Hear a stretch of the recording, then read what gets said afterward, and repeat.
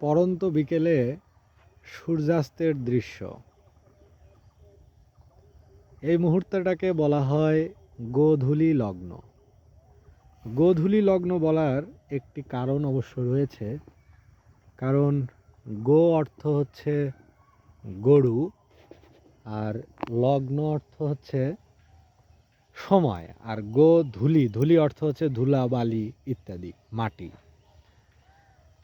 অর্থাৎ গোধূলি মানে হলো গরুর ধূলি। সেটা কিভাবে সৃষ্টি হয়? সেটি হলো এই সময়ে সূর্যাস্তের টাইমে মাঠ থেকে গবাদি পশুগুলো ঘরে নেওয়া হয়, অর্থাৎ বাড়ির দিকে ফেরা শুরু করে। এখন বাড়ির দিকে ফেরার সময়ে তাদের খুরের ঘর্ষণে বা খুরের আঘাতে রাস্তা থেকে বালি উড়ে ওঠে বা ধুলা উড়ে ওঠে।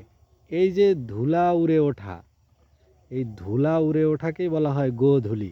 তার মানে এই টাইমটাতে ঠিক সন্ধ্যার আগে আগে বিকেলের শেষ এবং সন্ধ্যা নামার পূর্ব সময়ে গরুর পায়ের খুরের আঘাতে এই যে রাস্তার যে বালি আছে, ধুলাবালি আছে, এগুলো উঠতে শুরু করে। এই জন্য বলা হয় গোধূলি লগ্ন। মানে এই লগ্নে বা এই টাইমে, এই সময়ে রাস্তায় গবাদি পশুর যাতায়াতের কারণে, বাড়ি ফেরার কারণে, তাদের খুরের আঘাতের কারণে বালু বা ধুলার সৃষ্টি হয়। সেজন্যই এই সময়টাকে বলা হয় গোধূলি লগ্ন।